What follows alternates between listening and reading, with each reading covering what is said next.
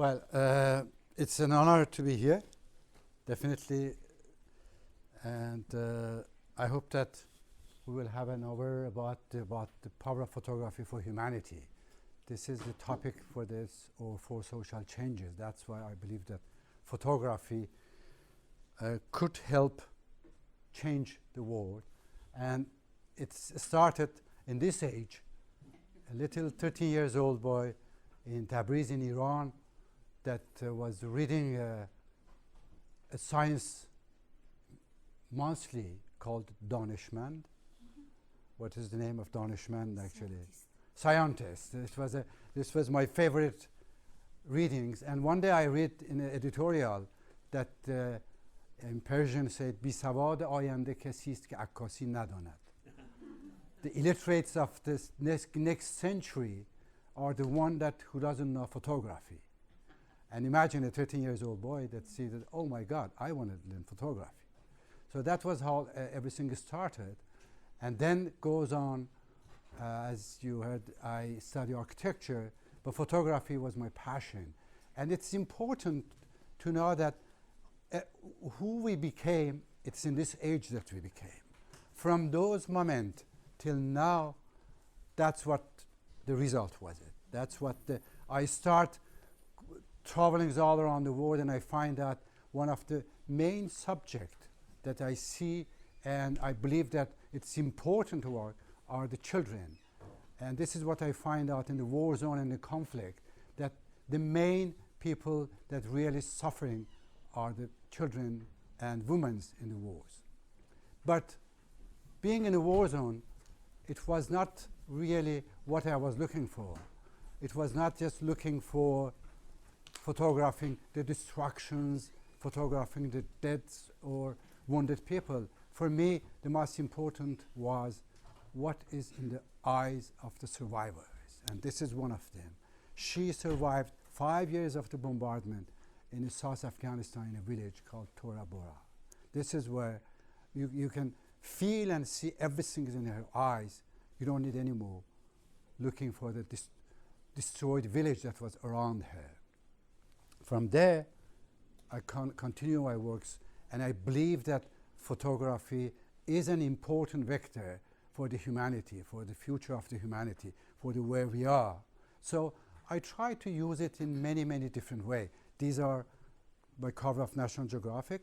If you see, you can feel what is the subject that interested me, the humanity, the humans. There's no wildlife. I'm in contact with different wildlife in the world for the past 40 years, and or other publication. Used every possible magazine, newspapers to publish the stories about about time that I was expending in those countries, and getting one by one the puzzle to find out who we are, what is the humanity.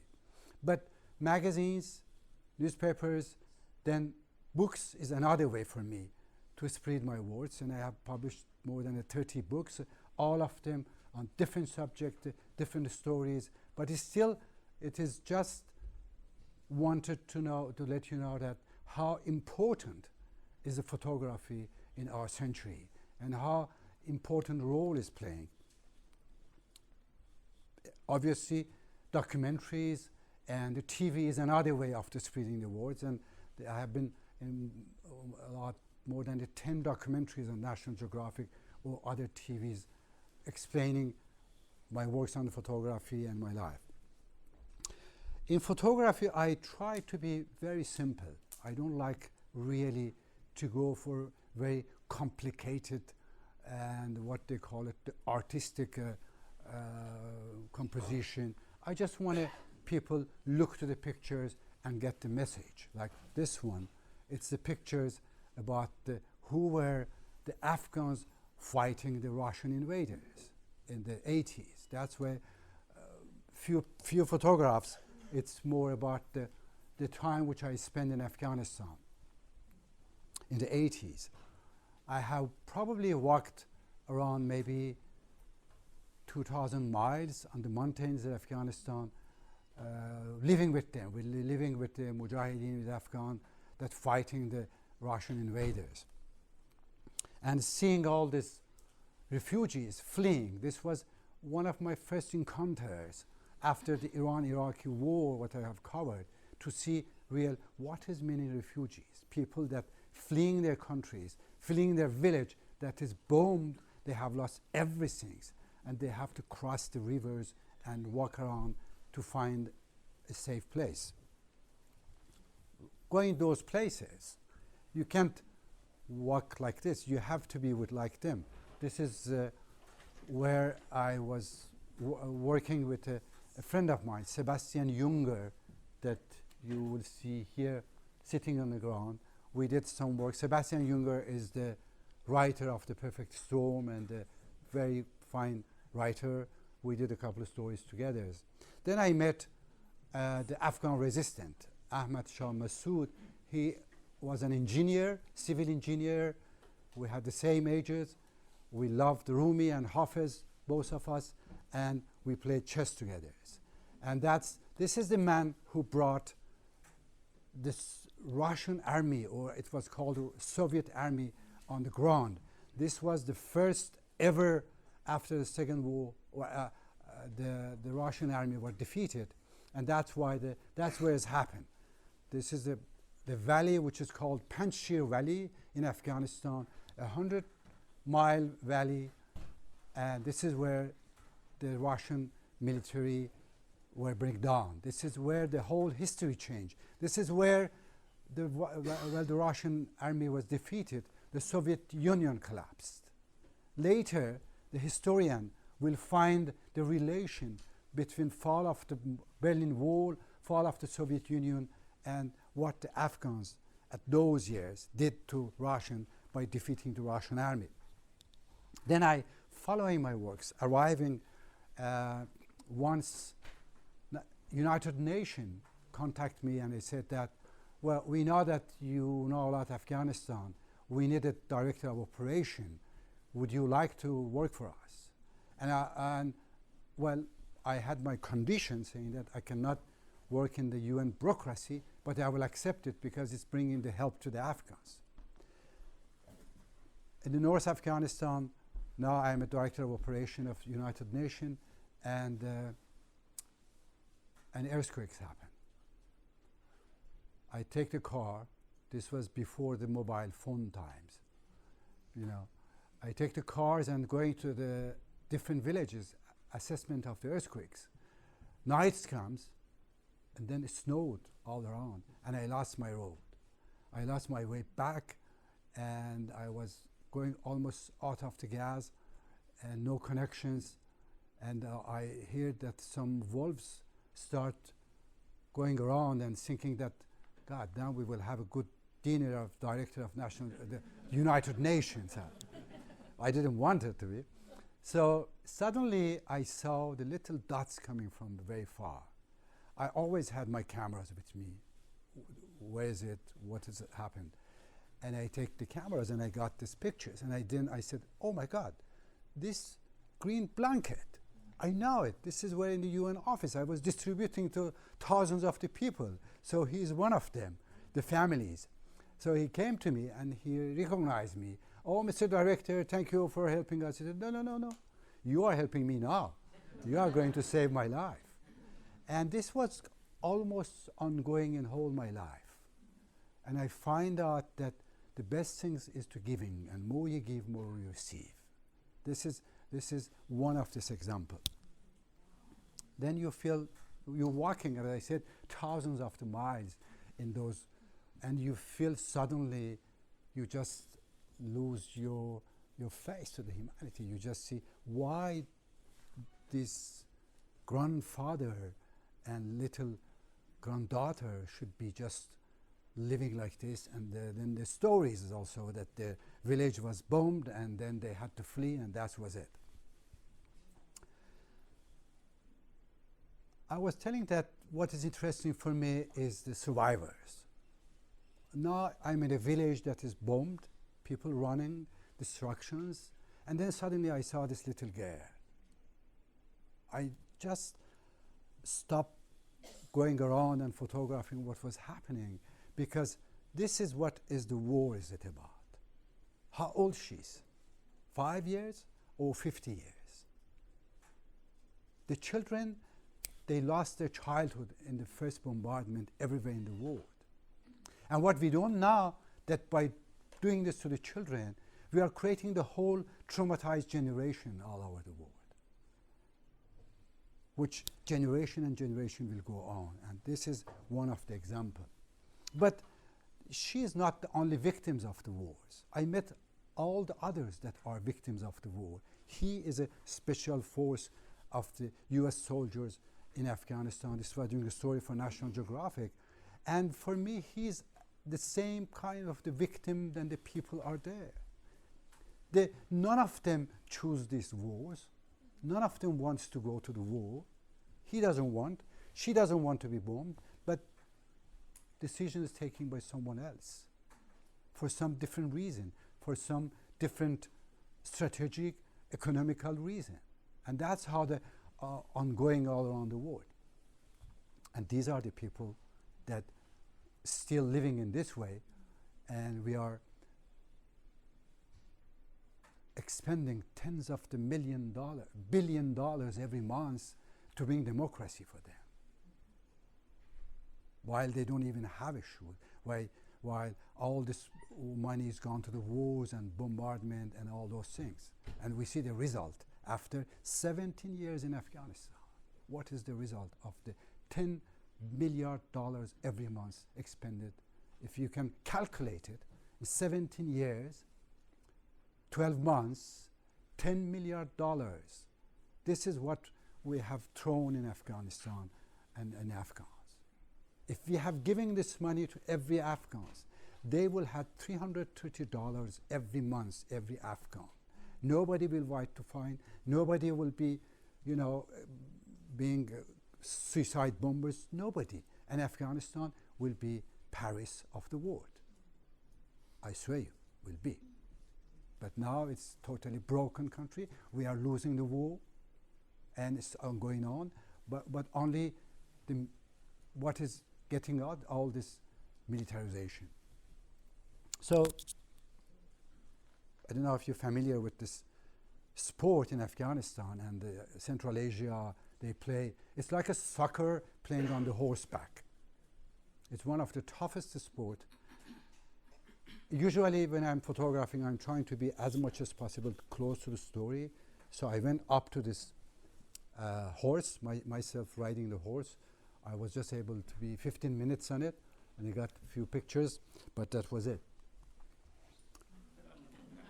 Now, I'm sure that many of you have been in different countries, and you see the children, when they see the cameras, they're running after you, take my pictures, take my pictures. In Afghanistan, those years, we the journalists, we had to disguise as an Afghan, the same way, and hidings, and going little by little, finding if this in village we can go, in other village we can go. And one of those times, I was ambushed 3 times by Russian militaries, and I had to hide all the day and walk the night times. For 14 days, I had no food. I was eating the grass and some fruits. And finally, I saw a village, and it was my last drop of the energy that I arrived. I had hidden my cameras under my Afghan shawl, but the kids, they are small, and they saw my cameras. And this was and I was trying to hide it. Nobody knows I'm a photographer, and they running after us, take our pictures. And I said, go away, go away. And the second times they came, I said, I don't have energy to take my cameras. I was really having now. And then again, they came 3rd times, and I said, okay, but could you take me to your home, get some food? And I take these pictures. That became one of my famous pictures, and it's thanks to them. 3 times they came after me saying that, idiot, take our picture. This is going to be important for you.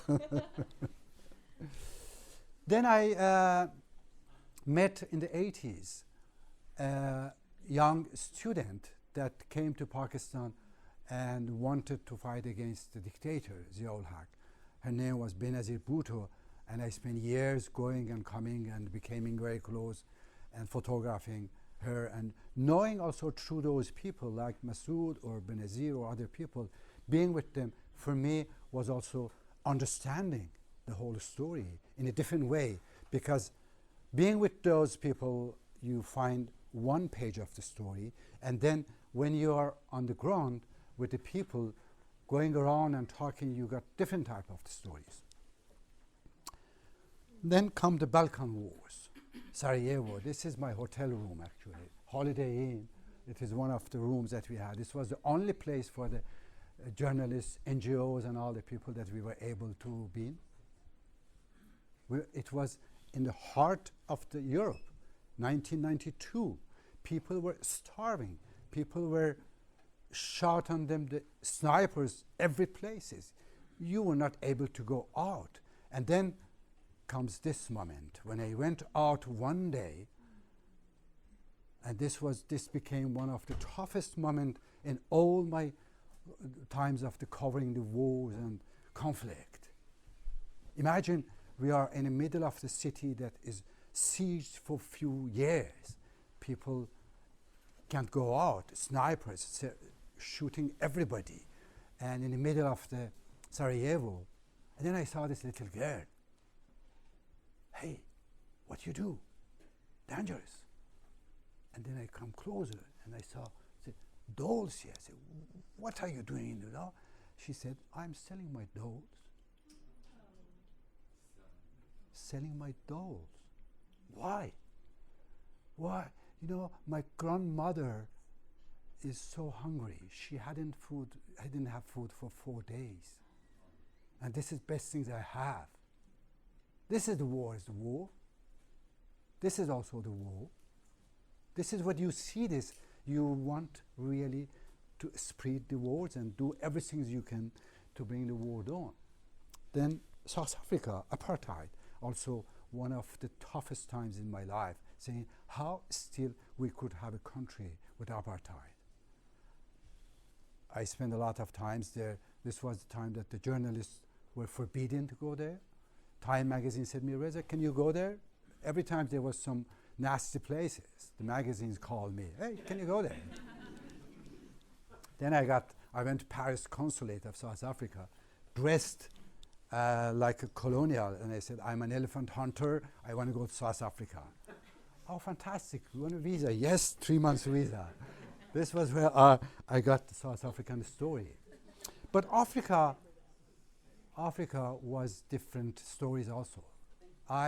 Unfortunately, I was witness of the Rwanda and Burundi massacre, 800,000 people. And this was also for many years going and coming. And even before massacre, I have done stories on the AIDS that was killing people around. And I knew that some massacre is preparing there. I went everywhere, all the newspapers, magazine, media, saying that, hey, something nasty is going to happen. But sometimes, you know, the decision, as I said, coming from the high decisions, politicians, and you can't stop it, and it's happened. But what was important for me, and what I learned also, is the resilience in the war. Like this little girl selling her dolls. These are the people that they had lost all the families. They have seen their families totally killed by the machetes. They have run from their countries, and they arrived in the safety. The first thing they do, the first day, they start building their home. They start building the tents for the Médecins Sans Frontières, the Médecins Without Borders, and all those things. And this is what I call the resilience. This is how, in those moments, you see the essence of the humanity also. You see the brutality, but you see also the fantastics, how incredible, how beautiful is the human soul could be.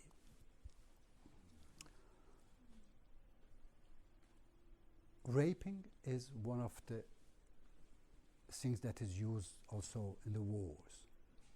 During the Rwanda and Burundi war, unfortunately, there was also, like in Syria now, like everywhere, these happenings. And some of those women that got pregnant, they want to keep their children. They said, this is my child, doesn't matter, I want it. And then when they take it, they want to keep it. The village people, the community, they don't want it because this is the enemy's kids. We don't want it. And they are thrown out of their village or community. I did a big story for the New York Times magazine years ago about those women, well, thousands of them, that they have kept their child. And this was a grandfather of one of them that has sitting in front of the door protecting her granddaughter that has given birth to a little girl, and all the village people, they wanted to get rid of her, and he has lost speech. He was not speaking. He was just standing there protecting it. And you know, this is another moment for me. This is the time that you really get to know deep and deep to who are the humanities. In the same moment, 2 million refugees, 2 million people fleeing the countries in Rwanda, Burundi. And one of the refugee camps, I met the director of the UNICEF and Red Cross, and they told me, Reza, we had a problem. We have 12,000 children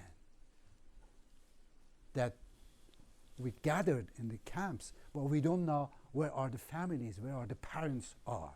Could you help us to continue a program? This was their program, not mine, but they wanted me to help to continue. What do you want to do? Photograph them one by one, those 12,000 children, and make the exhibition. I brought from Paris cameras, films, and I start teaching refugee young youths that could take pictures. It's easy to teach how to take just a portrait. All these kids, they were put like this, 12,000 of them, their photographs. And we had probably the biggest exhibition in the world, 12,000 portraits in 5 camps, the same pictures, and the family is coming and looking to it. Incredible moment to see how photography could really help different stories in our lifetime. 3,500 children were united with the families with this project out of 12,000. And these are the moments that you feel, oh, photography could help now solve a lot of different problems. This is one of the time that grandmother finding her grandson. Actually, what I learned that she didn't find through the face. She find through the pullover that she said, oh, I did this for my grandson. I know that this is what I did for her. Then another way wounded my soul was how we could live in the 20th century and let people die from famine in the places, in a planet that we can go everywhere, we can send everybody. So I had a project for UNICEF and the French TV with another friend of mine going photographing the famine. It was very, very difficult for me. I was wondering how I could go out of my hotel room, go and photograph people dying of hunger. And this is the way which I work. You will see more later. The only way for me was 72 hours, close my in my apartment in Paris, no food. For 72 hours, I didn't have any food, just drinking water and tea, no sugar, because I wanted at least to feel what is it. Because all the pictures I have seen of the other, it was just showing an object on the ground, not the humanity. What is important for me is the human dignity. And when I arrived here in front of him or her, I suddenly find myself in front of the Rodin thinker statues. What was important for me, what was happening in his or her mind. And I started thinking, what kind of the question in this Rodin statues thinker will be? And I said, maybe she's saying, oh, I heard that you can move 10,000 soldiers with tanks and everything in 24 hours from one continent to others. Is it true? I heard that you can send rockets going to the moon. Is it true? I heard that you can build buildings that reaching almost the sky. Is it true? So don't tell me that you can bring food for me. Maybe this was the question. Maybe other questions that he or she was asking. But what was important for me was the human dignity that we are ignoring.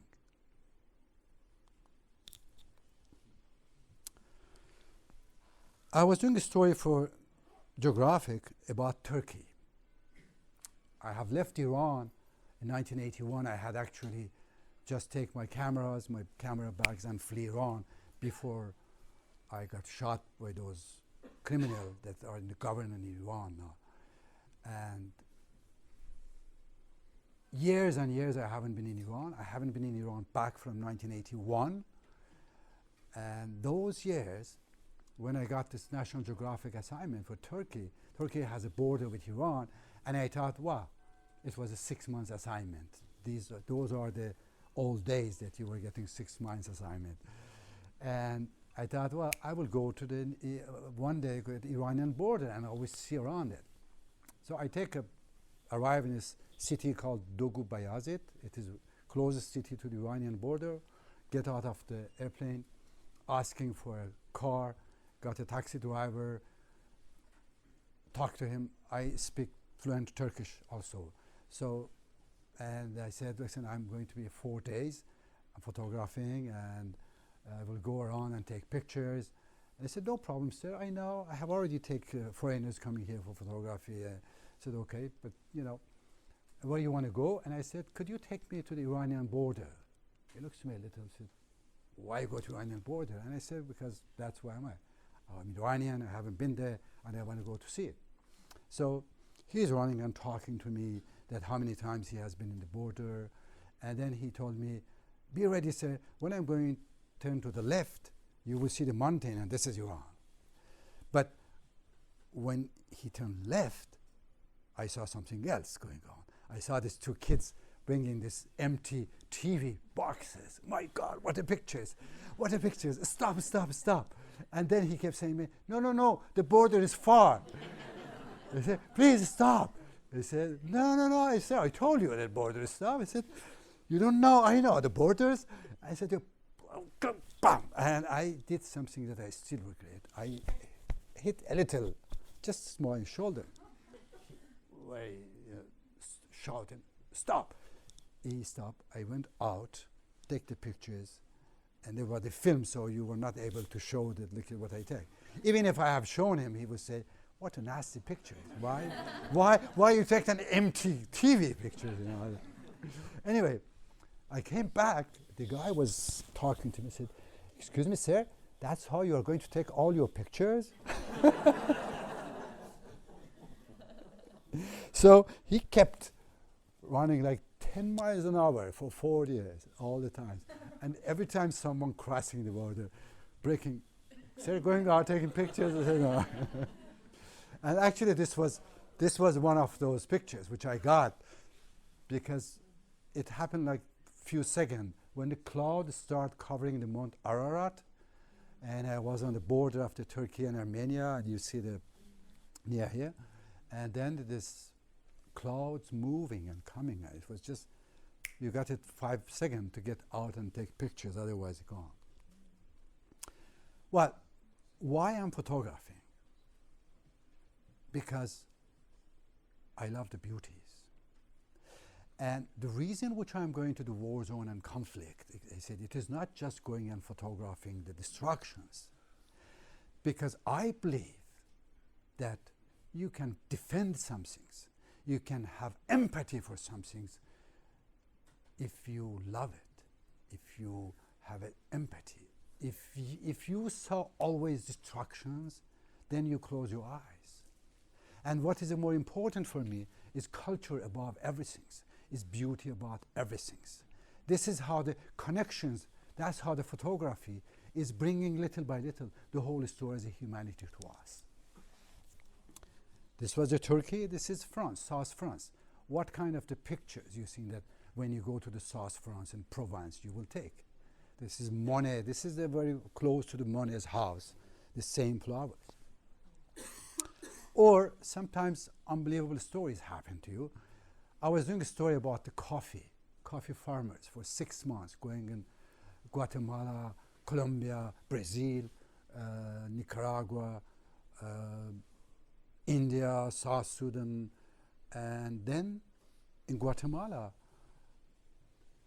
in the mornings, starting to go for the farms, my assistant and translators and the drivers, they kept telling me that, sir, you know what, where we're going, if you don't mind, we take a left an hour in the mountains because we are going to pass through the best place that has the best view of the Guatemala.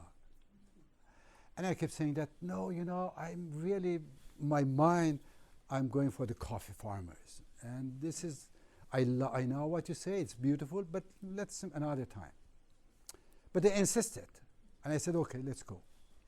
Boom, 1 hour and a half on the, you know, you have fly from Paris to Guatemala, you're jet lagged and you're tired and you have slept just 2 hours in the car and it takes you up on the mountains. The guy said, now we will arrive at a point and you will see the whole Guatemala.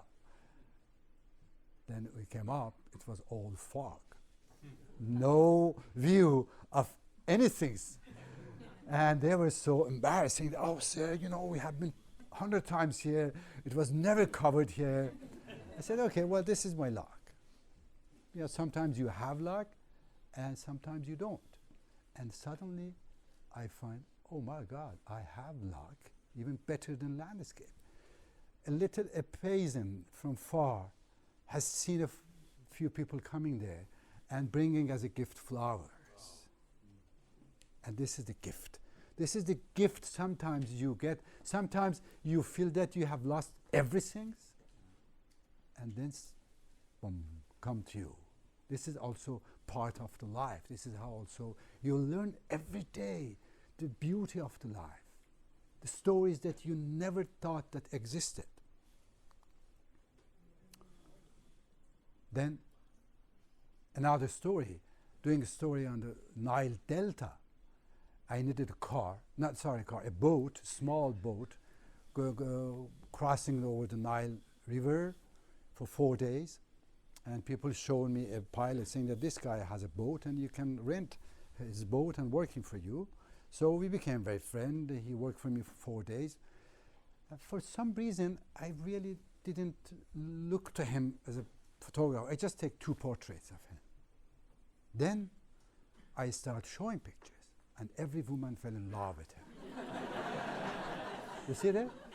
Am I right? Unbelievable. Hey, men's also. Good.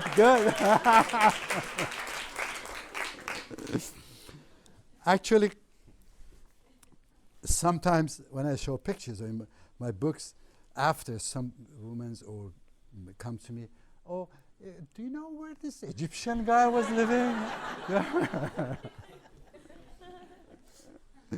So in my office in Paris, they started calling him Sinbad the sailor. And one day a publisher came to us and said, oh, we want to make a book about your works. What kind of the book? And one of the guys working for me said, oh, why you don't make a book about the Sinbad the sailor? We have the cover picture. So that was the Sinbad story. That's why now they call it Sinbad. And other times which I spend a couple of weeks in the Altai mountain with the Kazakh tribes in China, living in the mountains. Would you like to come more closer here, please? Please. If you want to come more here, you may see better. Gentlemen, please.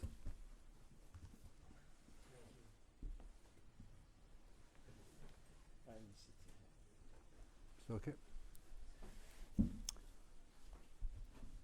Yeah, a few weeks in the living with these Kazakh tribes that has been cut off the world for 40, 50 years. This is a place called Xinjiang. Xinjiang is northwest of the China, and till 95 that finally we got the permission for me, one of the first photographers in the world, to travel for 6 months there. We did the first ever story on Xinjiang and Uyghur people, the tribe that originally living there. It's called Uyghurs. And now more and more the Chinese bringing people, and there's an imbalance of the population. But in reality, it's the Uyghur land, and that's where they're living. And this is where you have a lot of problems, because those people feel that this is our land. And you know what's happened. Anyway, this is why I call them the full moon lovers. You know where's the horse? Where is it? Inside? Outside, yes. The horse is outside, and the shadows of the horse on the tent. Then one of my books about Algeria, traveling for many months in Algeria. I heard that a Christian father, years ago, has went to the desert side in the south and has made a little chapel there and lived there for whole his life, and now people still living there. Le Père Foucault, Charles Foucault. And I said, I want to go there, because you know this is part of the whole story. When you want to really understand the country, you get those stories and you follow them and you go to places. This is very, very south in the Algeria, and I arrived there night, very cold night times, and there was some more priest fathers living there. They give me food and sleep, and I said, please, could you wake me up before sunrise? That's what I do always in photography. You always wake up before sunrise. Then I came out, and I was blown up. I saw this, and I said, my God, how this father has found this place 100 years ago and has built his chapel there, living. If you get out every morning and you see this sunrise and this setting, you know how your spirituality will work. Talking about spirituality, I have spent years and years working on all the different religions, Islam, Christianity, Judaism, and I have been in all their rituals. Everything's happening all around the world. And one of the major stories which I did for Geographic was the journey of the Abraham. Abraham is the founder of this three religion. And the reason we want to do it, because we said, hey, why we don't push this story that to the Christian, Muslim, Jewish, that you have one father. Why are you fighting? Just a little, reminder that this is the founder of all these three religions. Being in Jerusalem, working on it, and I came up with the incredible talking to the people, and I saw that all the three religions, they have the name of the Abraham. Ibrahim for the Muslims, Abraham for Christians, and Avram for the Jewish. And I said, oh, why not find three kids that all of them, their names is Abraham, Avram, and bring them together in front of this board and take a pictures of them. It looks like a fun ideas. It takes me 8 days to get the permission, the three of them, to get them together and sign the papers and bring in from checkpoints, and the checkpoint was closed, and anyway. But what is important, and I lived probably one of the most beautiful moments after covering all these religious wars in this moment. They knew the story through their fathers, through the families. When they came, and I told them that this is where you will be there, And I have asked before the parents and my assistant, just leave them and we just walk here and pretend that I'm preparing my cameras. So get far away from them and let's see what they do. You know what's happened? For 3 first minutes, they were looking to each other like the worst enemy I have ever seen. Really. 3 minutes. Then little by little start, what PlayStation you have? What video game you have? Oh, I have this. No, really? What is it? Is it the number 2 or number 3? 3 minutes after, they became like friends and brother ever they had it. And this is what I really hoping that we will get one day to it. We have never killed as much as people that in the name of the God. We have to stop one day to do it. If you see, this was one of those incredible moments for me to live this. Oh, back a little about beauty. I love horses, I ride horses, I travel on the horses. And guess where is the most beautiful horse in the world? Turkmenistan. The horse called Akhal Teke, and these are the most beautiful horses. You may even spend few days and you may fall in love with them. They're so beautiful. They have this incredible way of looking to you. And this is one of those incredible moments for me. Another horse story, it was a Amur River, which is in the border of the China and Russia. And this was another 6 months, over a year, doing a big story about it. This Amur River is fantastic. It's wild. It's the number 8 river in the world, the number 3 in the Asia, and you have Chinese and Russian in the both sides, Siberia over side, and you have a lot of very, very old ancient tribes living there. The tribes which was originated of the Japanese for them, for example, they lived there. One day when I was in the summer and photographing and I was talking to the tribes, they start telling me about hunting in the winter. And I said, what? What you talking about? I said, we go hunting in the winter.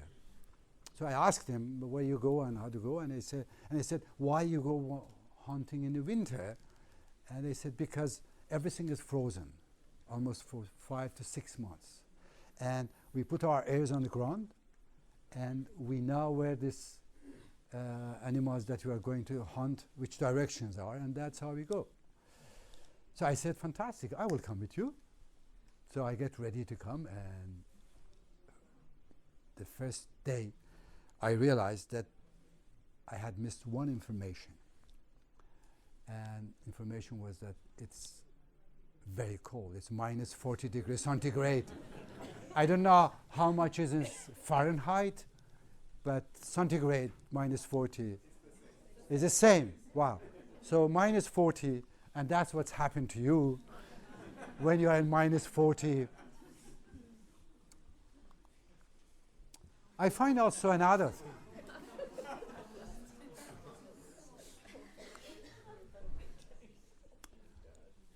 I have seen this, this is the river we talk about it. The Khikha River, they call it, Khikha. It's in the border between the China and Russia. And so it's frozen, and they play tanks, They pay, they buy those little snows, put in the cannon, and they shoot each other. Then I saw also this one. Then I saw this one. These are the kids in Pakistan-Afghan border in the semi-clandestine workshops building guns. I have become to thinking that many of the governments all over the world, actually, you can have pictures of them in the US, pictures of the kids playing with the guns everywhere in the world, that they deliberately, they are making our kids become military and play with the guns and play with all those kind of things. I was even wondering, all those video games, war video games, is it done on purpose?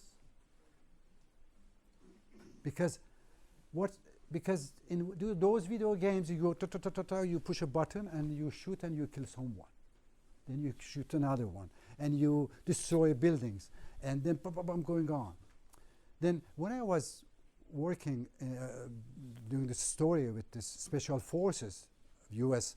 special forces in Afghan borders, I was living with them for 15 days. And every night, what they were doing when they were coming back from the war, from the patrol, they were putting it in front of the computers and they were playing video games, war, bam, bam, bam, bam. So I don't know if those video games are the one that really make our kids become a killer, because it's so easy, because you play and you shot people. Then when you have a real one, it's still on the screen. But when you push on the real one, you shoot people that you don't even see them. So I'm questioning all those things. What should be the education of our kids? This is the last 3 years I was mainly in Kurdistan, Iraq, with the forces, Peshmerga forces, Kurdish, that fighting the ISIS. This is where the worst things of the humanities, worst things in the world which I have seen. And this is where I spent last almost 4 years, from 2013, it's becoming almost 5 years now, being on the front line. Because this is another very, very tragic story of the humanity happening now in Syria, in Iraq, in Kurdistan, in Turkey border, in Iran. This is really unhuman. And when I'm there and I see what's happening, then you start questioning everything.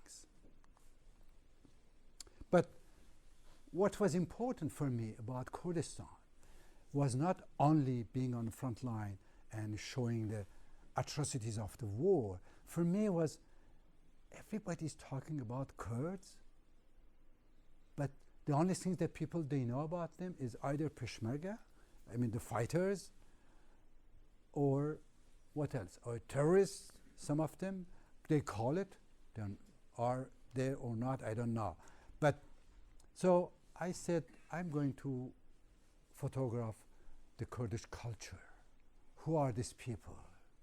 Because that's how, again, you can defend some things, you can have empathy if you know it. This is mainly most of the work which I'm doing now.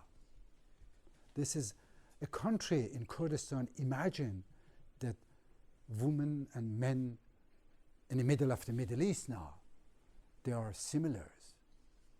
They don't have to put veils on them. It's a democratic country. It's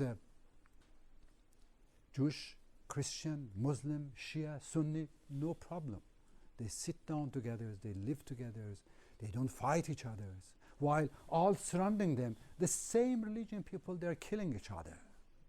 So it's possible, those people to live with each other. And this is the city of the Shingal, after 2 years being under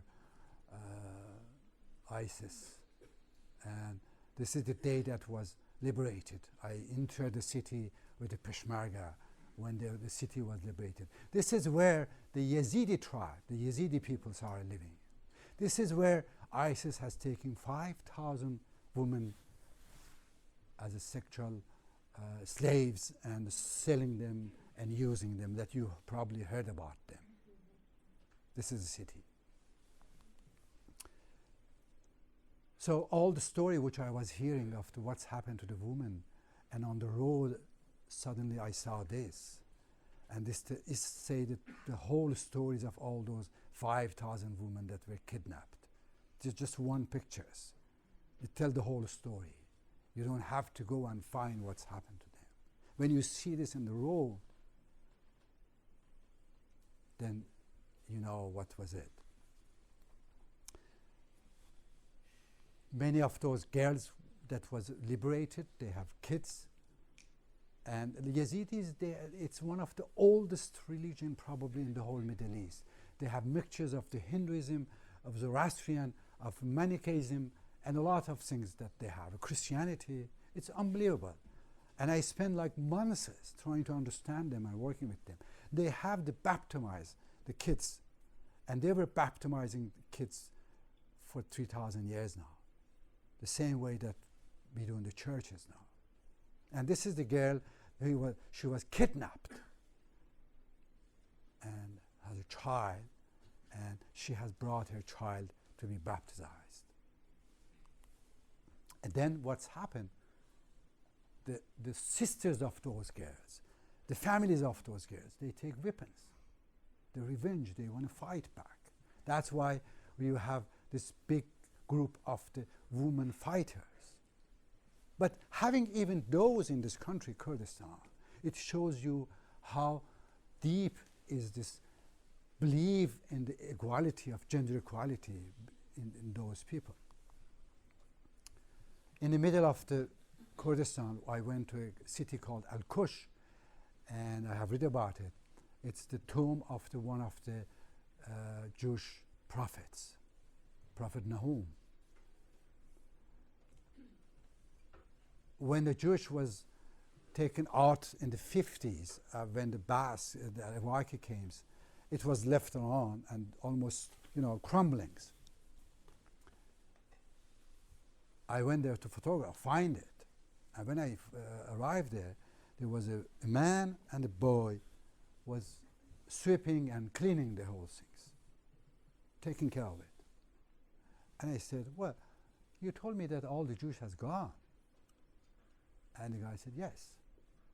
Well, who you are? One of them name was Antoni. The other boy was Hassan.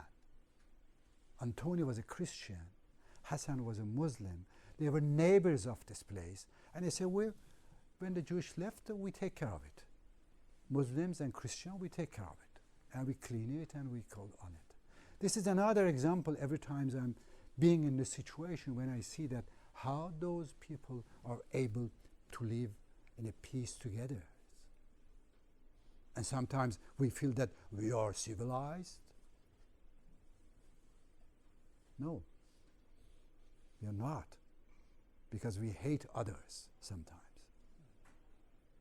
They are, a Christian and Muslim, they're coming and cleaning for almost from 1956, a Jewish prophet tomb.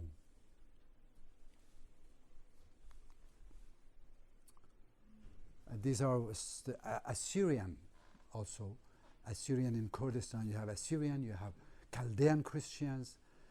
Many of them, they have fled ISIS.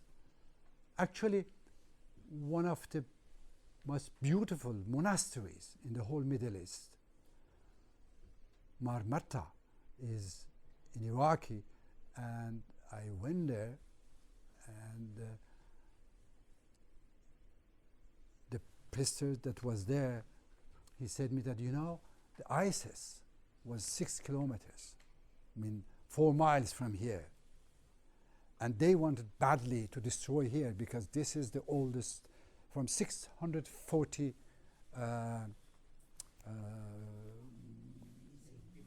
no, after. Yeah, it's 80, sorry. But the village people and the Peshmerga, they fight back. They killed 50 of those village people, but finally they pushed them back. And I said, oh, you have a lot of Christian villages? He said, no, they were Muslims.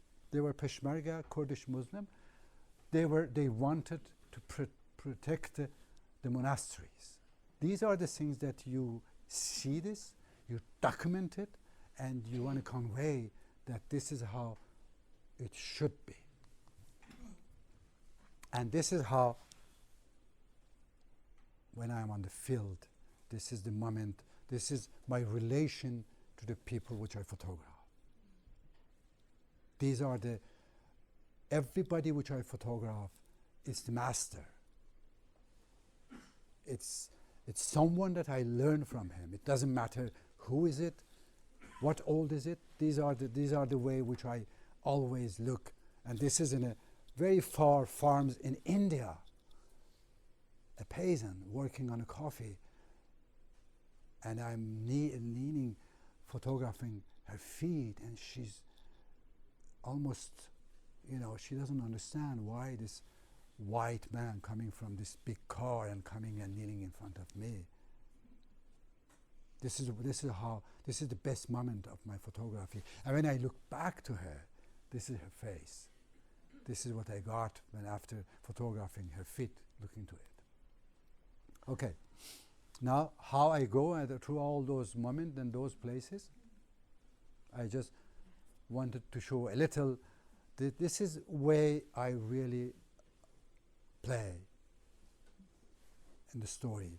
I try to be as much as possible looking like the people. One of the first things I do when I'm arriving in a country, I look to the, normal middle-class man like me, my age, 65 now, and I look how they're dressed, and I go to the market, I buy something similar to them. And I get small cameras with me. Sometimes even if I need to have a lot of equipment, I have local assistant. They have my cameras and they stay far away. And I just go around like this. This is how also connecting the stories and people, living with them, laughing with them, suffering with them. This is how you get to understand, and you can convey through your photography what is it. That's what I think that. This is what I have been doing, and I was worrying about it. Then people asking me, but how you keep yourself alive, your mind, after all things you have seen? And I said, well, that's it. I read Rumi, I read Neruda, I read Rimbaud, I read Aragon, I read a lot of poets. The poetry, I think, is the best things that we could have, and look for it.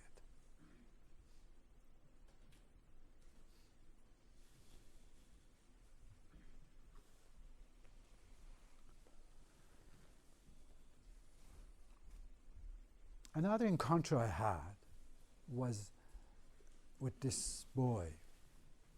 He's one of my teachers. I was walking in a village that was totally destroyed by Russian bombardment. Russian army, Soviet army, whatever you call it, and everything was destroyed. No tree, no agriculture left. The few houses, half of the schools. And then I heard kids coming out of the school, and they had this little plant in their hands. We all have done this. We all have planted in the schools and we played on it. It was funny, fantastic in this moment, again, photographing her, and I kept talking to him. "چه می‌کنی?" Sorry. "What are you going to do with this plant?" Just keep talking to him. Then he looks to me like, what an idiot question you're asking me. I'm going to grow a tree out of it. Because you see, there's no tree left in village. These moments, if you think about it deeply, this little kid that want to grow a tree because there's no tree. Imagine if every of us in our lives, they wanted to do the same things. Not only planting tree, but looking to around us and they say what we need. What is the need of my community? What I can bring to my country. This is a master. I'm going to grow a tree out of it. So a photographer that you saw, it's also thinking and observing and other things. This is the observation that I had. First of all, image is going to play a very, very important role in our life, in the future. The second thing I find out that when a shooting happened in a school here or in Europe, or a disaster happened, we immediately send police, ambulances, and then we send psychotherapists, talk to the people, get them out of trauma, right? Then I said, this is fantastic. But if in one school, one shootings or something's happen, and we send all the psychotherapists or those people they need it with one shotgun, what about a country? Afghanistan, Cambodia, Angola? The whole nation has been under shooting and bombardment for generations. Who is going to heal them? Who is going to take this trauma out of them? This is observation of a single photographer and thinking about it. So they need, but we don't have it.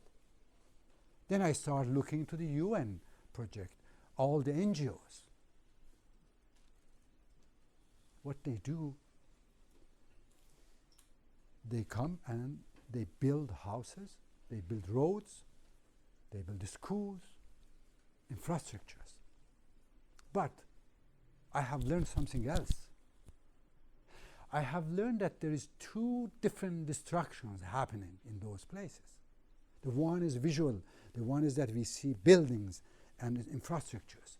But the main destruction, it's invisible wound, the trauma that happened the whole nation. If we don't get healing them, we will not be able to cut the cycle of the violence. A child that has seen his parents killed in the war or his school were destroyed, and we go humanitarian works, we build a school, we build home, and we said, okay, you got it, goodbye. He doesn't care about it. He's looking for a gun to revenge. It's a human. So how we could cut this revenge cycle? Only having those psychotherapists. But where we can bring for 30 million Afghan psychotherapists, for 60 million Cambodian psychotherapists, no way. Then I thought, wow, women of each country, they could play an important role to heal the families. But how? How this woman could reach the whole nation? The answer was immediately through media, through communication tools. So I put all these dots together and I create the first ever NGO that only helping women's, men's also to become media person, to have their own radio, to have their own TV, but becoming a healer, not just playing a media anchor, but really in the purpose that, hey, let's make a program that goes to the nation. Especially the first issue was in Afghanistan, because we are entering a new transitional world. Image is going to play a very important role.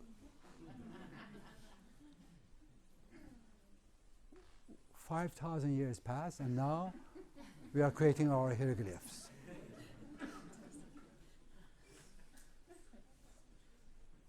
This is the new language.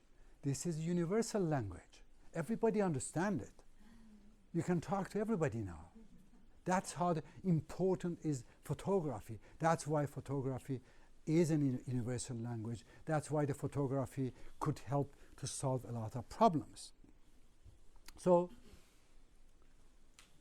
I start thinking, let's bring photography outdoor. The architect which I was, or I am, as photographer, still want to use the city's walls. This is the Paris Seine River in front of the Musée d'Orsay and near the Louvre. I made 1,000 feet photo exhibition, 1,000 feet. This is in Corsica. So I'm trying to bring photography in a different way. Magazines, books, conferences, but also city walls. City walls belong to us, not to the advertisers. They have kidnapped our walls, or the municipalities or authorities, they have sold our walls to the advertisers.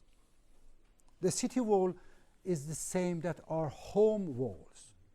Would you allow someone coming and putting in your wall every 15 days pictures, the advertising? Would you accept it? No. So why we should accept in our city walls? This is the same. This is our home. Even we, our kids, everybody, we live more in the cities than in our home. We see more of the cities.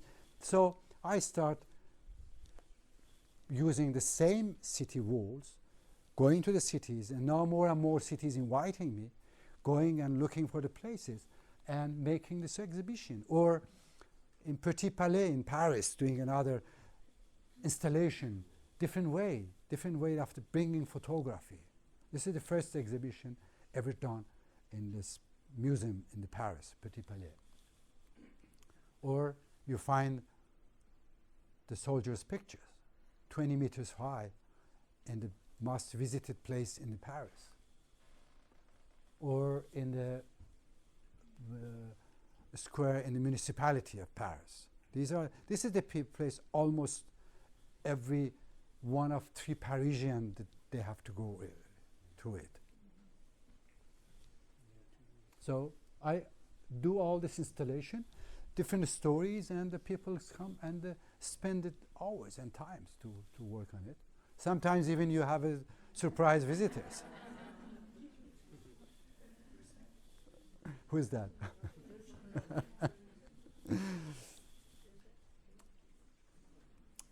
This is another way. This is a Paris Stock Exchange, and they had invited me to do an exhibition inside, and I said, could you give me a carte blanche? And they didn't got it. They said, oh, of course. Then I said, okay, that's the exhibition I'm going to do.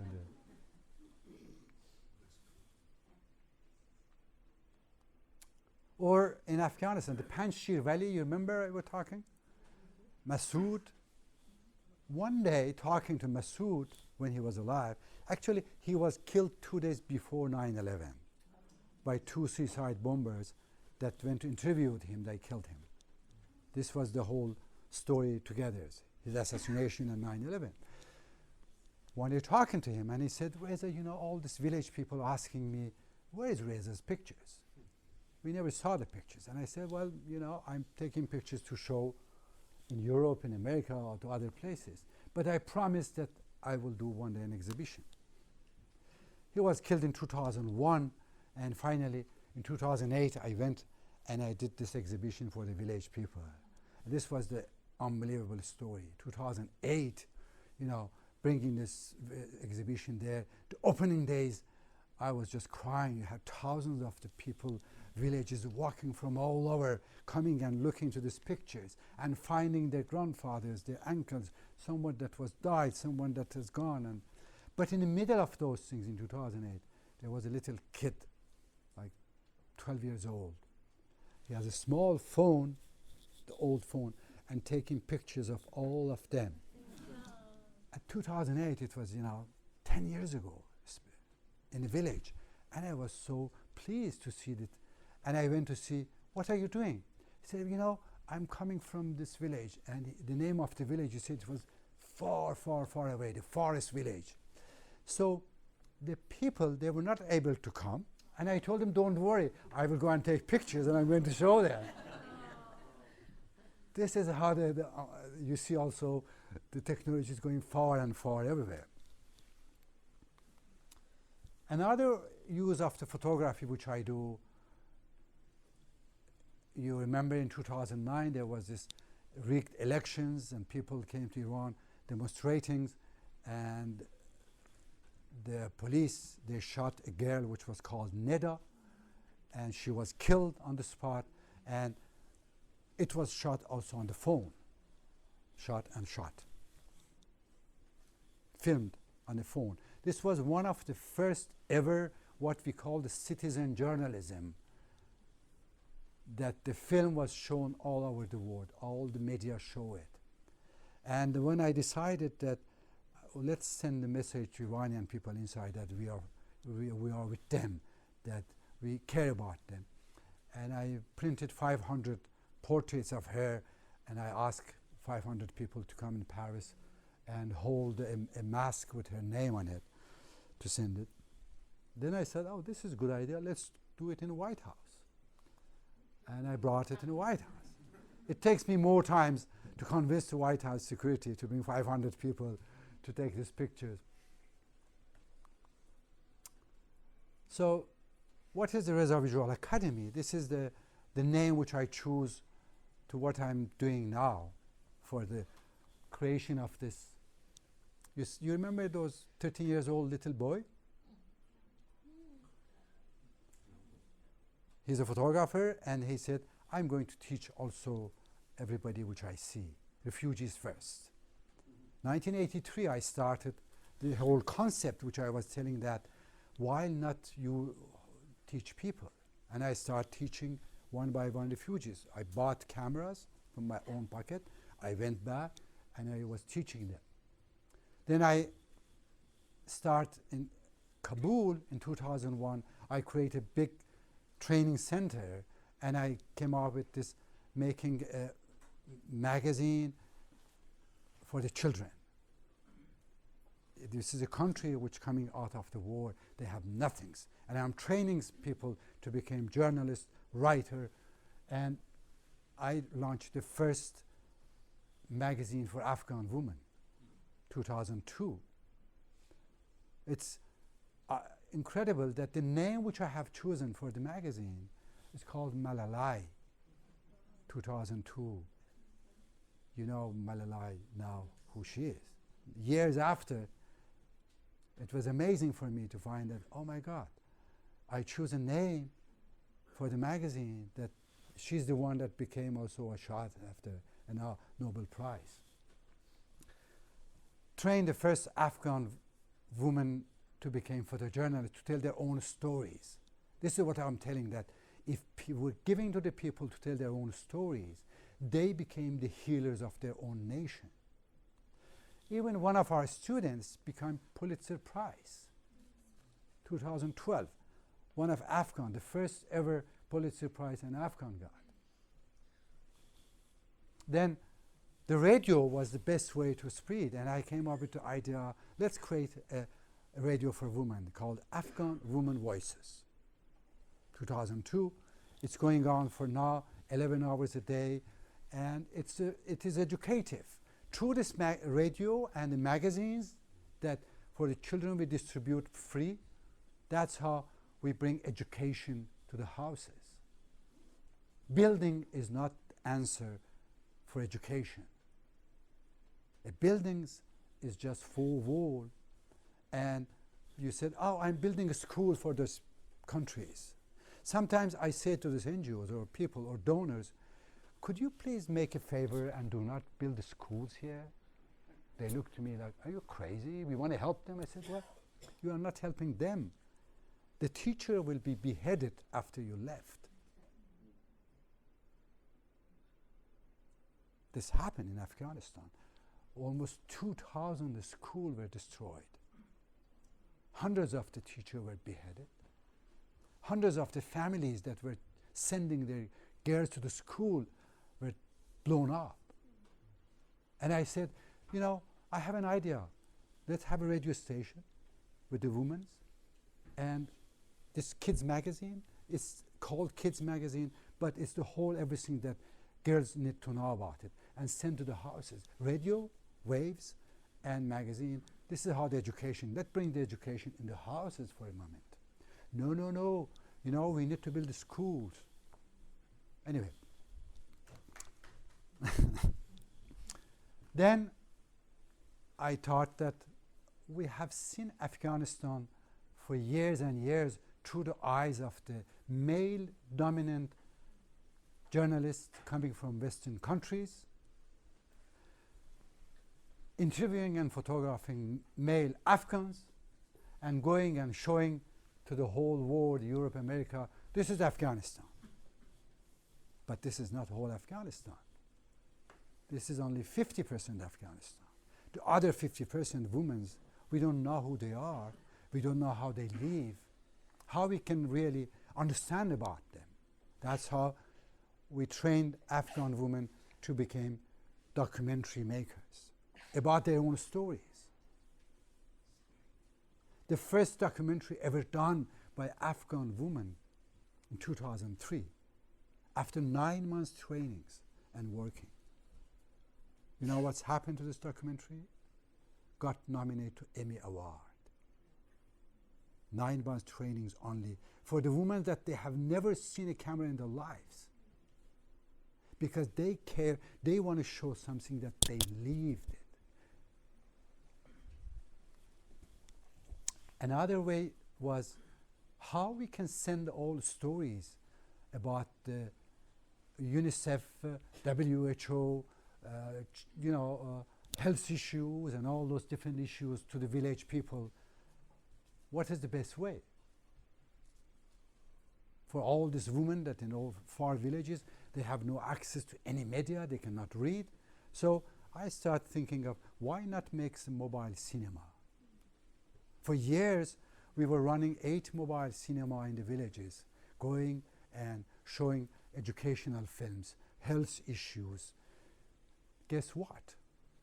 Just one film, 10 minutes about the child mortalities and the symptoms in a region, 6 months, dropped 40% the child mortality. This is how image is important, and image is going to play important role more and more. We just have to know what we have to do and what kind of the image. We have to get rid of all these movies that, you know what I'm talking about? Blockbusters that only made for the jackpot and not thinking about what is necessary for the people. The whole questions and difference is thinking of what can I do to make money? What magazine I can do make money? What film I can do make money? The another question is what magazine people need? What film people need? This is as easy as this one. These people needed those films, showing how to feed the kids, how to boil water, not get, And what I did, instead of making a documentary about those issues, I asked the Afghan writers, get the grandmother's stories, that everybody knows about it. And let's make a film about all these grandma's stories and put the UNICEF and WHO and all the messages one of those little films, fictions. And it works. People, they come, sit there, and they're watching, I don't know, what is the grandma's stories here, like everybody knows. Tell me one name. Little grandmother stories for kids that always, when they want to make them sleep. In French is le petit chaperon rouge, comment on dit? Yeah, so this kind of this. Imagine people that they have heard it all their lives and they have never seen a pictures, never seen a film, and suddenly they saw, and then in the middle of times they learn that they have to boil water 20 minutes not to get, those sickness. This is also another story. One of my also masters of the thought is Gandhi. I have studied his life and what he was doing and the non-violence stories, but also the way which is looking into the story of the children. Now, I'm concentrated in 2 things, which is the urban voices, is trainings youth in the difficulties in the poor neighborhood in Europe. This is in Sicily in Italy. They call it the most dangerous and the toughest neighborhood, or the difficult place in Europe. Training 100 children to become the reporters of their own life. those places, no police, no army, nobody gets in. Nobody knows how they live, those people. And they're just close to the cities. But by training those children, helping them to tell their own stories, then I create exhibition in the cities. And people, through the photography again, making connections between those communities that sometimes they hate each other. This is in a South France, in the city of Toulouse, a dangerous place called Mirail, Quartier Mirail. For 6 months I trained 40 kids there, and they did the whole stories, and the pictures was exhibited all around the city. People, they didn't believe. They said, oh, really? That's how you live? It looks like us. Yes, of course it looks like, we're a little poor. That's it. Many different places. This is a very recent one in 2 favela in Buenos Aires called Forte Apache. You know, Forte Apache, it's so dangerous that even when I was going in, the GPS in Spanish said, periculoso, periculoso, you make the U-turn. You are entering the dangerous zone. I have never heard my GPS in Mosul, in Kabul, anyway, saying that it's dangerous. And 3 months I was training 50 children. They photographed their own stories. And this is the very, very main square of Buenos Aires. San Martin Square. And now the works are exhibited there, all those kids. People, they don't believe. They said, is it true, Fort Apache people, these kids from there? Because for them it's just, if you go there, you will be caught, you will be killed. And that's how photography creates a relation. It's so immediate, this relation. So Urban Voices, it's mainly dealing with the kids in difficulties in urban zone. Exile Voices with the refugee children. It's also the same project which I'm doing in different places with the refugee children showing their own life. We have never seen photographs of refugee camps done by refugee children. We always see the professional photographers, going and photographing the refugee camps. And you know what? We all know what we have to bring out. We have to bring kids, in a difficult situation and crying, and because that's how refugee camps should like. But when I trained kids in refugee camps to work on it, they photograph their own daily lives, the daily life which no professional photographer even they can see. This is a project I'm doing in Kurdistan, in 3 different refugee camps. Each one 20 kids.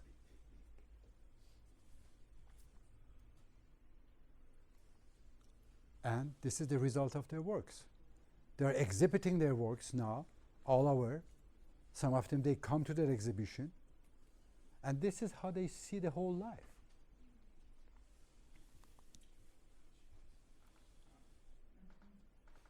This is, you see this little prince is a refugee kids. I bet that no professional photographer in any refugee camps could take pictures of refugee camps showing him like a prince. But she did it. And that's how, through their eyes, we are really going to see more, but also I'm exhibiting their works everywhere.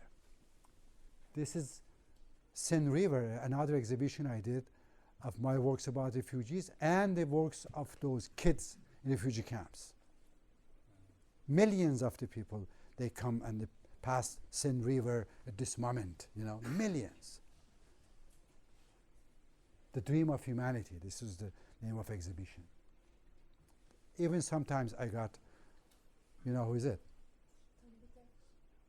Who is it? Guterres, the UN General Secretary, he came to visit the exhibition because it was about refugees, and this is a huge, again, 1,000 feet exhibit and 30 feet long, and everybody see it. So this is the way which I'm trying, using photography, not only my photographs, but also through all those thousands of the women and people which are on trainings and helping them to tell their own stories, to create this through this new language, the new generations coming. This was those Syrian refugee children works in Brussels, the European Parliament, exhibited. They invited me actually to have an exhibit about my works about refugees, and I said, no, would you like to exhibit not my works but the works of the kids? And I said, exhibiting kids' works in a parliament? No way, we want to invite well-known photographers. And I said, if I show you the picture and story, so that's how we made this exhibition. It was really, really well received, but also for the people thinking that this is a different story, not told by a professional photographer, but through the eyes of the children, has different impact on them. One of the first days I started in the refugee camps, started my classrooms, and actually I had brought like 15 cameras, small cameras, and get all these kids, bringing them and teaching them. It was cold, very cold in the winter, and I had a feeling that there are some kids roaming around the tent and listening to what I'm saying. So there was one girl, and I went out. I said, "What are you doing? It's so cold." She said, "I heard what you told them." And I said, "What I told them?" She said that you came here and you want to give to us. That's exactly what I say when I start my classrooms. When the kids comes in, I know that they know that they're coming to learn photography, but also I know that for the kids now, even many of you, yes, not me, many of you, when you're talking photography, they think about selfie. Or they think about having kids, friends together and making this kind of the idiot, idiot, ow, ow. That's how, unfortunately, this medium has become. Unfortunately. So when they came and I said that, listen, I have a bad news for you. All of the kids, urban voices, exile voices, the same. I said, what's the bad news, sir? He said, I don't want to teach you photography. What? We were told that you were coming to learn photography. And I said, no, I'm not going to teach you photography. I'm going to give you a tool that speaks all the languages in the world.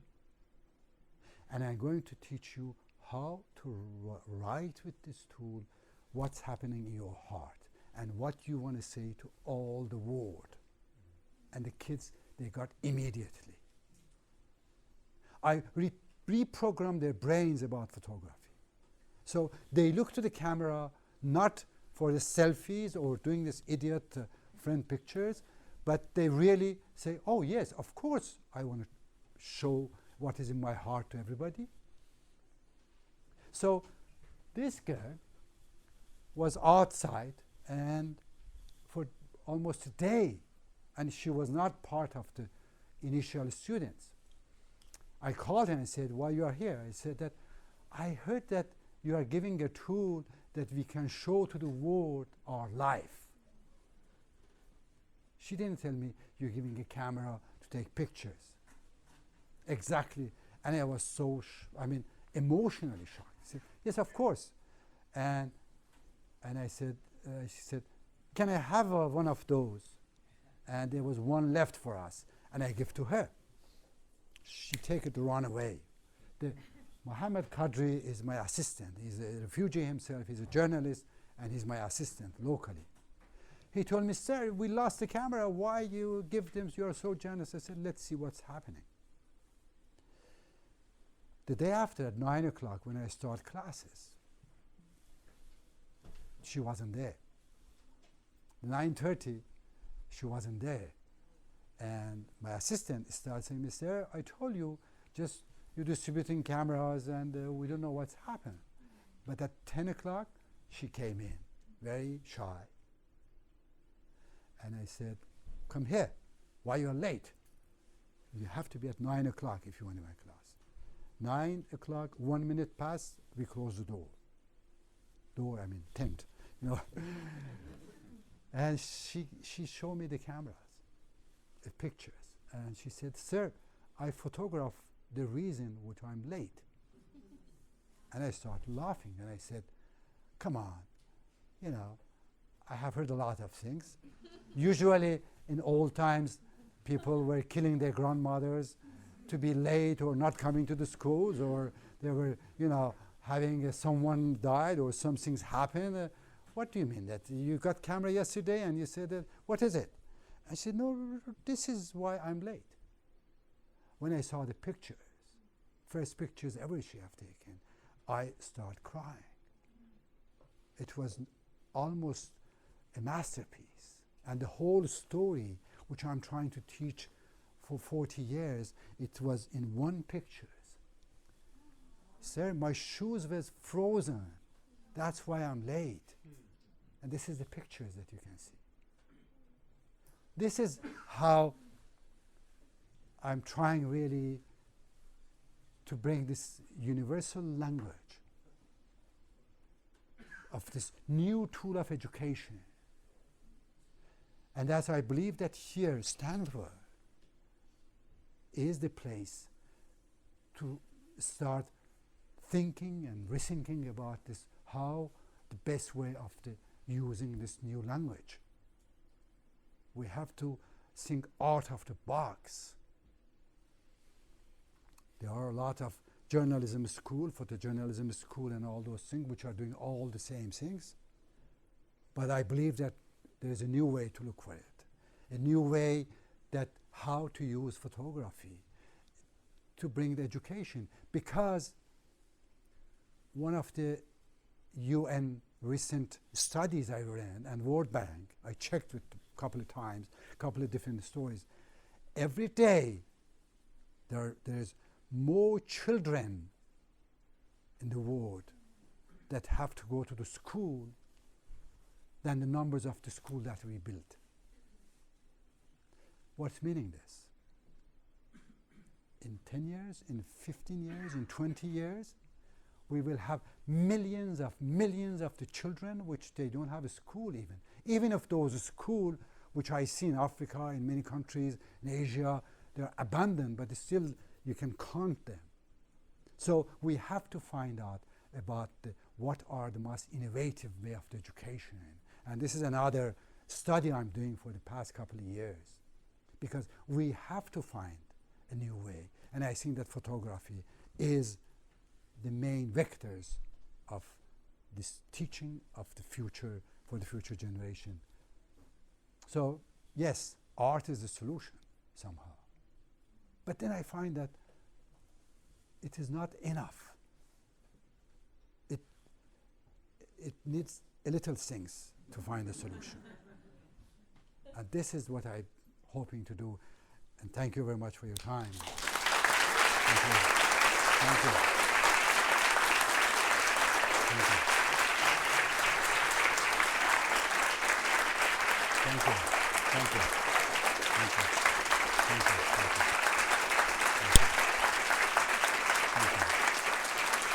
you. Thank you.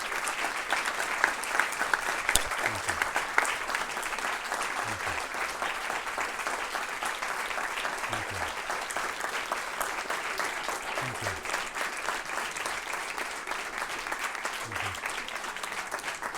Thank you. Thank you very much. Thank you. We have supposed to have question answer. If anyone has questions, Reza has a few minutes to take questions. Please. Yeah. Thank you so much. It was wonderful, wonderful. I am wondering how do you, when you take the picture, for instance, in Kazakhstan or wherever that it is, or Guatemala, do you tell to those people who you are and what are you going to do with their picture? And in how many cases do they know that they picture us on National Geographic, like those lady in Yes. Guatemala or somewhere else? Do we try to send them the It is not possible to send the pictures to many of those people. Many of those people, you just meet them on the roads, you just see them in the different places. But talking to them, explaining to them is the main thing to understand them. Unless, like this little girl in Sarajevo, you see in the backs, you take pictures first, then you ask permission. You know, this is also another way to do it. Please. Well, first, it's just such an honor to be here. Thank you. I'm Afghan, and some of the images that I saw today of my own beloved countries were images that I have not seen before, and the stories that I have not heard before. So I'm also very emotional.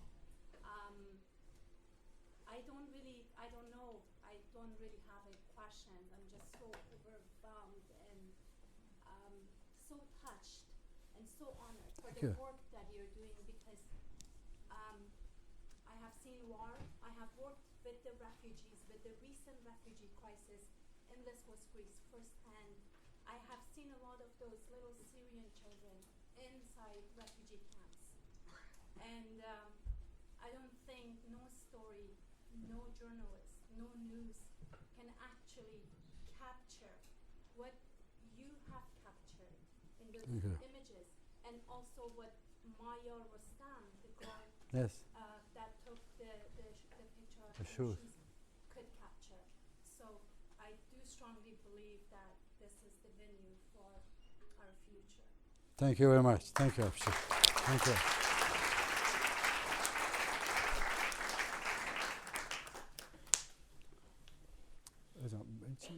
Could you put maybe the Facebook or whatever so they want to be in touch with me?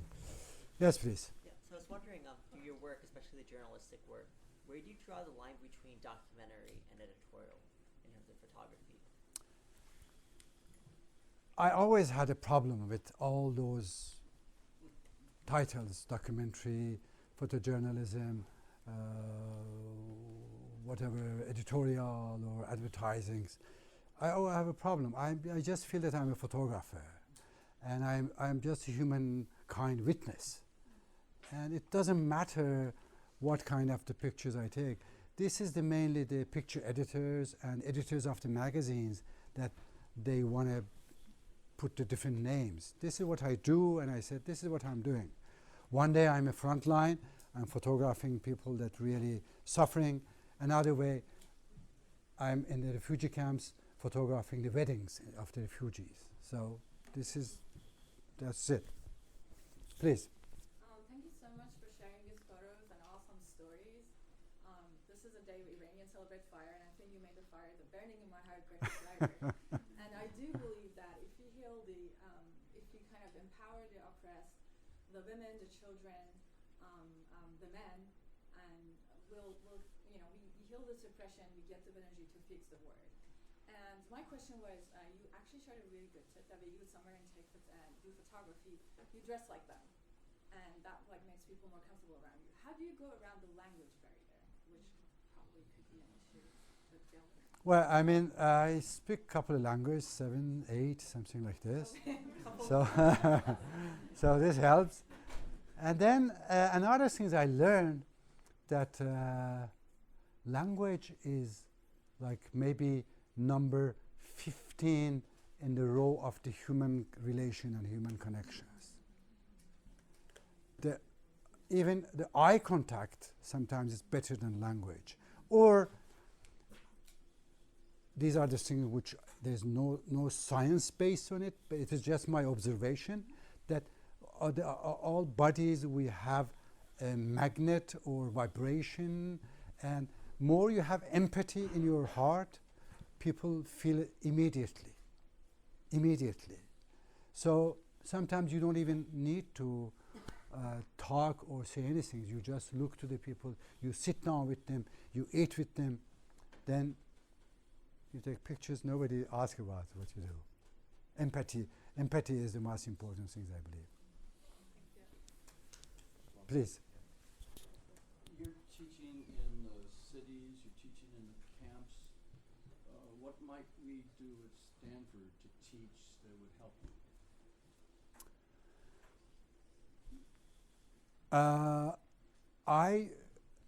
I mean, the question you're asking, the answer is that everything that I need. Because to tell you the truth, all the works which I have done, it's through my books and my own whatever is it. And I got very, very few, maybe 20% of all I need with some grant or foundation. Because there are very few people or foundation that they understand the importance of what is it. So I need, human resources, I need networks, I need finance to about it, and I need really to have a chair in a university which I could explain the whole thing. This is a methodology which I have learned through 30 years of doing all around the world. And I got any kids, in 3 months, I bet that he will become one of the best photographers in the world. And that's you can see those pictures, 3 months trainings. That's my methodology, and I know how to do it. But I need somehow to make it bigger through educational places, to a university, and getting the different funds for it. Without funds, without people that could help it, the day You have a foundation that I have a foundation, a non-profit, the Reza Visual Academy. It's registered here in I could U.S. see how expensive each of those posters cost. I could just Exactly. see how Yeah. expensive. And this is all coming from my own. Please. Have you done projects in the U.S. to help oppressed peoples here? Good question. I was November in Santa Fe, and I was looking to launch this Urban Voices project maybe in one of those reservoirs for the Native Americans people, children. This is one of the projects which I wanted to do if I got help and fundings. And also, I'm looking to the universities because I said that the methodology which I'm using, it is not using any other faculties of the journalism, any other journalism, photojournalism. You saw this Afghan girls after 9 months getting Emmy Award nominate, or local photographers getting Pulitzer Prize. These are the things that I want to really bring it more in the, here around the world to bring it. Please. Thank you for the lecture, and you kind of answered my first. I had 2 questions. Please. You kind of answered my first questions about how you approach people when you go to a different community that you're not known to them and they are not known to you, and to get close to their everyday life. Yeah. So if you could expand on that, that would be great to know. It's kind of like a practical thing that I know it comes from experience, so that's very valuable to anybody who's in photography. Mhm. Some tips or some wisdom. Yes. The second question I had is about, as you said, that there's so many images in our everyday life, and a lot of that comes from like media, from news, all this like photos of casualties of war and famine and all the troubles in the world, and we are kind of fed up with all these images. It kind of loses its impact. It becomes like numbers, like 10,000 people die. It becomes just a number that you hear every day. It kind of loses its impact. So, when it comes to photography, and that is also images, how did you deal with this challenge of the photo that you take? It keeps an impact, that it really actually does something about it. I understand. A lot of people also saying that, well, now everybody can take pictures. Everybody has a camera. So why we need photographers? This is a question I was asked a lot. There's a lot of pictures. Then I asked them, what about writings? Do we have a lot of writings? Newspapers, billboards, books, all the writings. So, an example which I give to them is 200 years ago, we had very few people that were able to write, and they need to have this special feather inks and everything's ready to write it, and we call them writers. Then someone invented a beak, and everybody is bought and have in the pocket. Duck, duck, duck, duck. And they start even, writings. I mean, writings, they didn't know about it. So suddenly, from 1% of the population that they have a tool for writings, we got 80% of population having the same tool. But having the beak in your pocket does grow the numbers of the Hemingways or Faulkners or Balzacs? No. Having a phone which may take pictures, take images, or cameras that you buy for $100 and you push and you take pictures, and then your mother say, "Wow, what a fantastic pictures." You said, "I'm a photographer. My mom likes my pictures." But we sold millions of the brush every day. Every day. But is this million brush made more Picassos? We got more Picassos? We got more Van Goghs? No. The tool, it doesn't matter. Many people have the tools. But if you see a Picasso, still something's happening to you. If you see a Van Gogh, still something happening to you. This is what I'm thinking, difference between photography and just taking images. Bump, bump, take pictures, selfies. This is like the same people that got big in the beginnings, and they started white papers, and they start doing the things. I said, "Oh, I'm a writer. Look." Many people that they think that they're, that's what I say. Okay, if the pictures you take touch the heart of the people, this is a photography. This is the definition for me of the photography. And this is how you get connected to the people, because the empathy, again, is the most important things in this relation of the photography. Please. Merci beaucoup for this great presentation. Just like the lady in the first row, I was very touched by this presentation. There was a photo of Algeria, where I come from, so thank you for that. And so I saw that you have Instagram at the bottom of your slide in here, and we're talking about these tools and stuff. And I checked that Beyonce has more followers on Instagram than you. So how are you using this new technology to really promote real photography instead of just those people, shooting selfies and stuff? And I'm thinking of the wider internet, where on the internet now we have, people confuse information and knowledge, right? The internet is full of information, but if you are really looking at knowledge, it's very rare. So how are you using this technology really to promote photography versus images? I mean, there's no mystery about it. To use those technology, you need resources.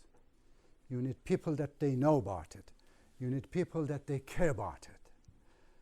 But when you go to those people, they are mainly asking about how many figures, what do you call it, per years you give me. And I said, I don't have to give you. I'm asking you to come to help me.